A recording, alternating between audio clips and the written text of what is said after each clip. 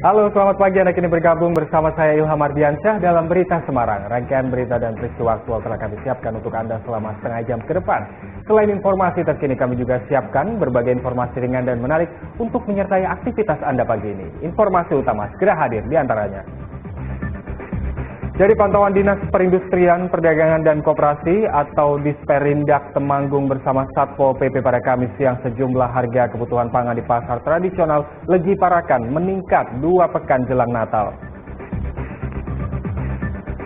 Pelayanan administrasi di Balai Desa Bantal, Kabupaten Semarang hingga Kamis siang masih terhenti, menyusul unjuk rasa puluhan warga yang menuntut 2 oknum pegawai mundur dari jabatannya karena diduga berselingkuh.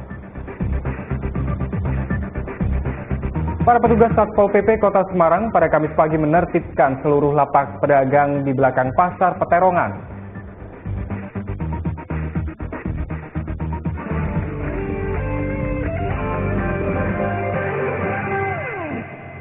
Kita ke informasi pertama. 2 pekan jelang Natal, tim gabungan Dinas Perindustrian, Perdagangan dan Koperasi Disperindak Temanggung bersama Satpol PP pada Kamis siang mengecek harga kebutuhan pangan di pasar tradisional Legi Parakan. Dari hasil pengecekan, sejumlah harga barang pokok mulai meningkat. Tim gabungan Dinas Perindustrian, Perdagangan dan Koperasi atau Disperindak Temanggung bersama Satpol PP pada Kamis siang mengecek satu persatu kios kebutuhan pangan di pasar tradisional Legi Parakan. Dari hasil pengecekan, harga minyak goreng, telur, gula dan ayam potong mulai meningkat 2 pekan menjelang Natal. Saat ini kan sudah mulai anak-anak liburan dan lain sebagainya, sehingga ada peningkatan kebutuhan. Dan menjelang tahun baru biasanya juga Natal, tahun baru, hari-hari besar keagamaan juga biasanya ada peningkatan harga. Ini peningkatannya baru terjadi 3 hari yang lalu. Jadi 3 hari sampai dengan sekarang ini peningkatannya antara Rp500 sampai dengan Rp2.000. Gula lagi naiknya Rp500. Pantauan ini untuk mencegah para pedagang memanfaatkan momen Natal dengan menaikkan harga. Wahyu Diono melaporkan dari Temanggung. Untuk menanamkan jiwa nasionalisme dan lebih mengenal tugas tentara saat mengamankan negara, puluhan murid PAUD di Kota Salatiga mengunjungi markas Kodim 0714 Salatiga. Mereka antusias diajak berkeliling melihat sistem persenjataan TNI Angkatan Darat. Didampingi guru beserta orang tua, puluhan murid PAUD di Kota Salatiga mengunjungi markas Kodim 0714 Salatiga pada Kamis pagi. Mereka antusias diajak berkeliling melihat sistem persenjataan TNI Angkatan Darat. Melalui kegiatan ini, para murid lebih mengenal tugas tentara saat mengamankan negara, sekaligus menanamkan jiwa nasionalisme. Ini saya salut sekali pada anak-anak yang sudah mau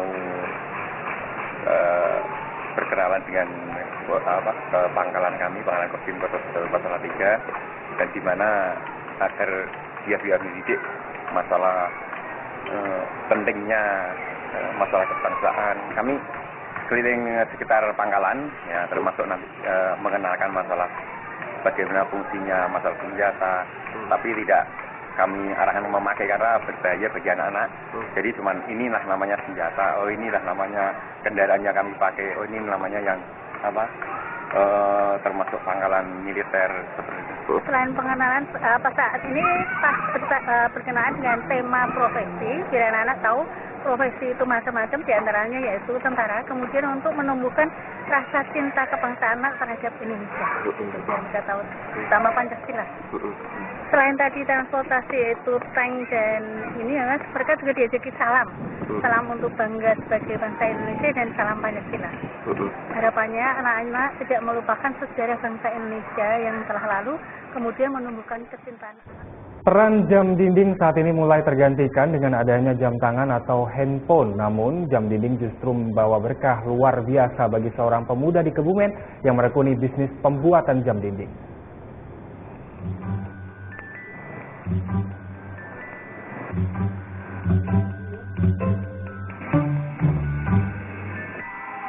Bertempat di kios pertokoan Kelurahan Jatiluhur, Kabupaten Kebumen, Mimam Fuad menggeluti pembuatan jam dinding yang dikemas bingkai foto berbagai ukuran.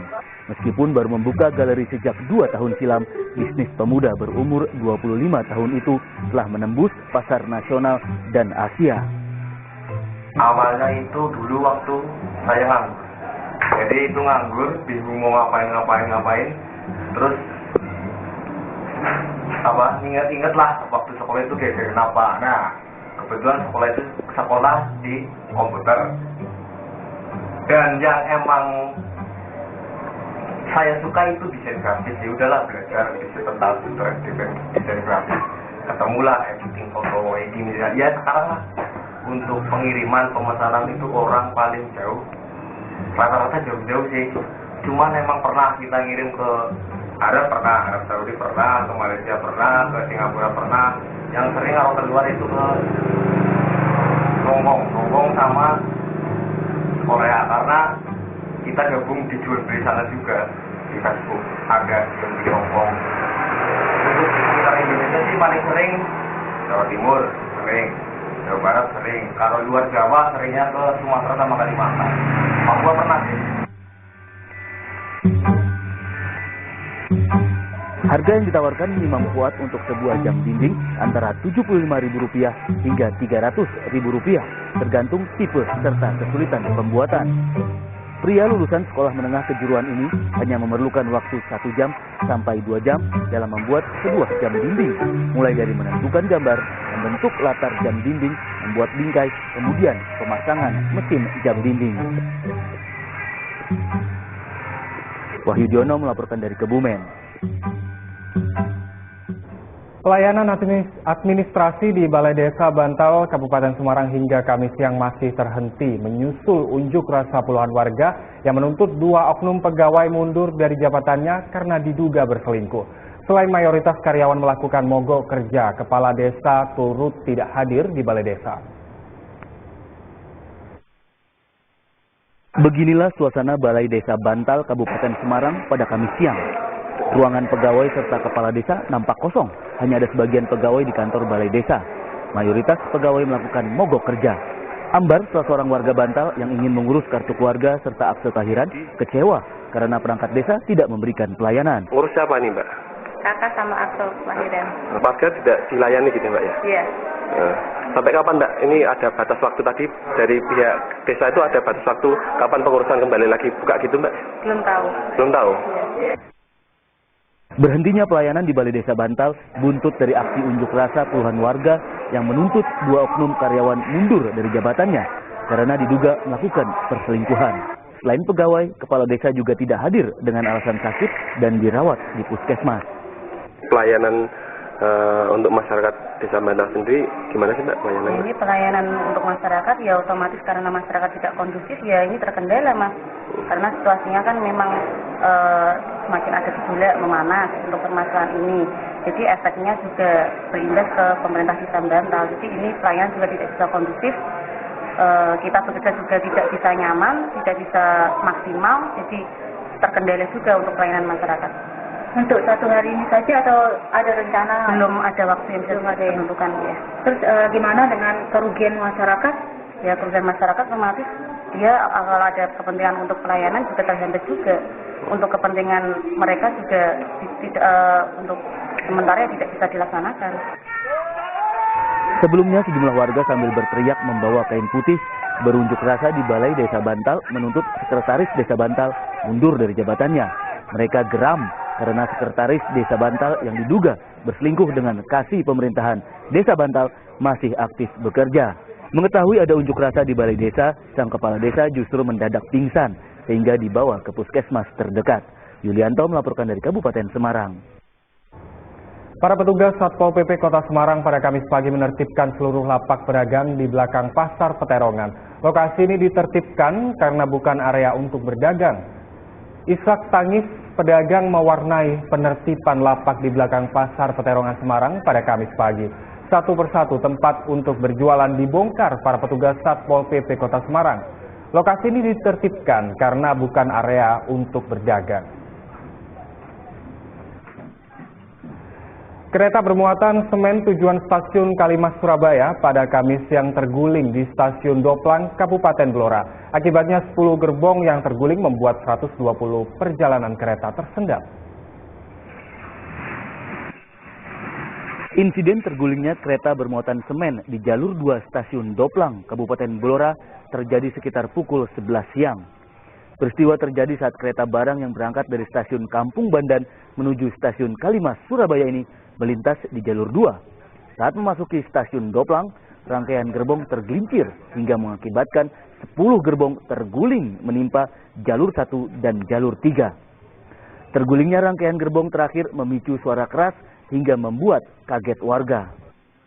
Jam 11:04, saya baru mau tidur ya itu, tahu-tahu kok terdengar suara keras. Perasaan saya itu rumah saya tertimpa pesawat, pesawat. Hingga Kamis sore, rangkaian gerbong yang terguling masih melintang di 3 jalur rel stasiun Doplang. Dari 4 jalur, hanya 1 yang dapat difungsikan. Akibatnya, 120 perjalanan kereta tersendat. Perjalanan kereta api mengalami gangguan, dalam arti gangguan jadwal keberangkatan, atau lebih tepatnya akan mengalami keterlambatan nantinya. Karena saat ini hanya bisa digunakan 1 jalur kereta api, yaitu jalur 4 atau kita sebutnya jalur hilir arah Jakarta.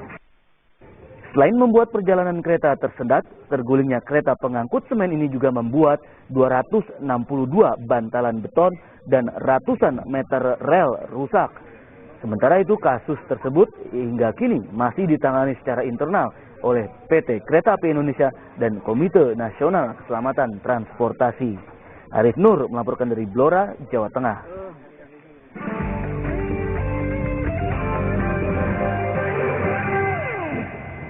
Kembali kami sampaikan berita Semarang Utama hari ini. Dari pantauan Dinas Perindustrian, Perdagangan dan Koperasi atau Disperindak Temanggung bersama Satpol PP pada Kamis siang, sejumlah harga kebutuhan pangan di pasar tradisional Legi Parakan meningkat 2 pekan jelang Natal. Pelayanan administrasi di Balai Desa Bantal, Kabupaten Semarang hingga Kamis siang masih terhenti menyusul unjuk rasa puluhan warga yang menuntut 2 oknum pegawai mundur dari jabatannya karena diduga berselingkuh. Para petugas Satpol PP Kota Semarang pada Kamis pagi menertibkan seluruh lapak pedagang di belakang Pasar Peterongan.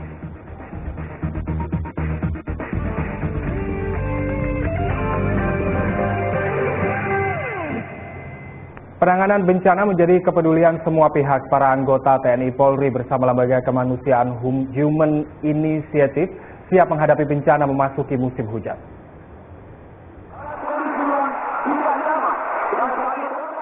Beginilah suasana latihan rutin tahunan tim gabungan TNI Polri bersama Badan Penanggulangan Bencana Daerah BPBD Kabupaten Semarang saat menghadapi banjir serta longsor. 750 personel diterjunkan dalam simulasi mulai dari pencarian, kemudian evakuasi korban hingga penanganan pengungsi. Setiap tahun kita mengajak semua komponen bangsa yang ada di wilayah kita ini, terutama Kabupaten Semarang sama Kota Sidoarjo, untuk melakukan latihan bersama, latihan penanggulangan bencana alam. Kita temanya adalah dalam hal penanggulangan banjir. Penanganan bencana menjadi kepedulian semua pihak, termasuk Lembaga Kemanusiaan Human Initiative. Sejak berdiri 20 tahun silam, lembaga yang terdaftar di Kementerian Sosial ini telah menyiagakan tim tanggap darurat di lokasi rawan bencana. Sejak 3 bulan yang lalu, kami sudah melakukan konsolidasi di level internal untuk menyiagakan seluruh tim yang ada di seluruh wilayah di Indonesia. Di 13 sampai yang kita miliki, untuk kemudian siap siaga dan tidak ada kejadian atas dari mobilisasi dan bantuan pemerintah.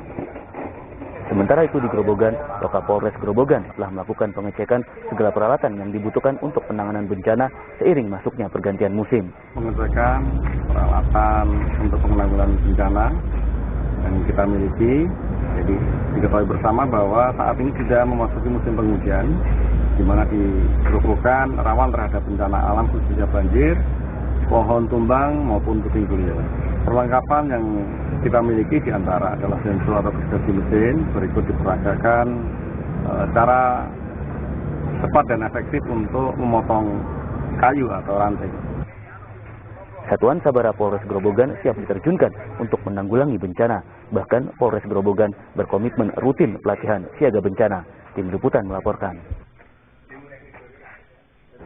Seluruh tempat karaoke di kawasan wisata Bandungan, Kabupaten Semarang dinilai melanggar beragam aturan, mulai dari perizinan usaha hingga peredaran minuman keras. Pelanggaran diketahui setelah jajaran Satpol PP melakukan pengecekan. Jajaran Satpol PP Kabupaten Semarang telah mengecek seluruh tempat karaoke di kawasan wisata Bandungan. Hasilnya beragam aturan dilarang para pengelola, mulai dari perizinan usaha hingga peredaran minuman keras. Di Bandungan tercatat sekitar 23 tempat usaha karaoke. Pengecekan ke lapangan semuanya tanpa kecuali, jadi tidak hanya yang dilaporkan atau diadukan, tapi semuanya.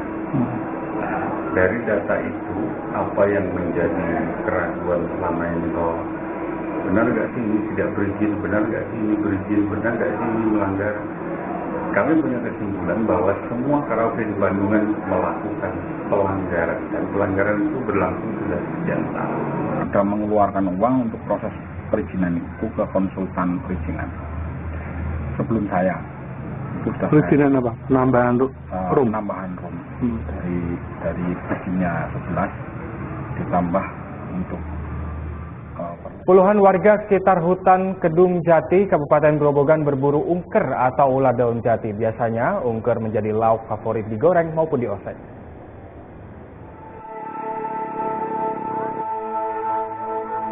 Masyarakat sekitar hutan Kedung Jati dalam beberapa hari terakhir sibuk mencari kepompong ulat daun jati atau biasa disebut ungker. Jumlah warga yang mencari ungker mencapai puluhan. Mereka berasal dari desa Kalimaro, Jumo, dan Wates. 3 desa tersebut terletak di pinggir hutan Kedung Jati. Pada awal musim hujan, ulat daun jati berubah menjadi kepompong, kemudian kupu-kupu. Berbeda dengan ulat pada umumnya, ulat daun jati berproses menjadi kepompong di tanah sehingga mudah diambil. Ungker menjadi lauk favorit, biasanya digoreng ataupun dioseng. Jika mendapat dalam jumlah banyak, warga menjualnya dengan harga Rp10.000 per 1/4 kilogram. Ulat jati apa? Ulat jati, Mas. Terus buat apa, Mbak? Mungkin nganu, Mas, digoreng, dimasak, kangge lawuh maem. Memang enak, Mbak? Nggih, to, wong karang gak tumbas iwak mboten di duit. Ngoten niku, Mas. Nggih saentene wong tiyang desa niku ngoten, Mas. Nggih kula dol dijolke beras, dijolke duit, nggih dimasaki ambek damel maem. Terus nek dijual ngoten niku? Dijual niku setunggal gelas 10.000. Ngoten. 1 gelas. Nggih. Niki wontene uler tiap bulan apa, Mbak? Tiap Rabu, Mas. Mau hujan itu ya? Nggih. Ya. Berarti kalau nggak ada hujan nggak ada. Nggak ada ungker. Enak, Mbak. Ulatnya. Itu. Rasanya kados napa, Mbak? Rasanya nggih kados ulam. Ngeten niki tiap dinten, Mbak. Kados lho. Mboten nggih usuman nek, Mas. Tiap wayah napa, Mbak? Nggih, ngaten iki ya. Jawa ngoten. Jawa ngoten nggih mboten dados ungker. Setiap hari rata-rata tiap warga mendapatkan setengah kilogram ungker. Musim ungker hanya terjadi sekali dalam setahun. Biasanya musim itu hanya berlangsung kurang dari 2 pekan. Karena ungker sudah berubah menjadi kupu-kupu. Arif Nur melaporkan dari Grobogan. Informasi tadi menutup jumpa kita pagi ini. Atas nama rekan yang bertugas, saya Ilham Ardiansyah. Atas kebersamaan Anda, selamat beraktivitas. Sampai jumpa.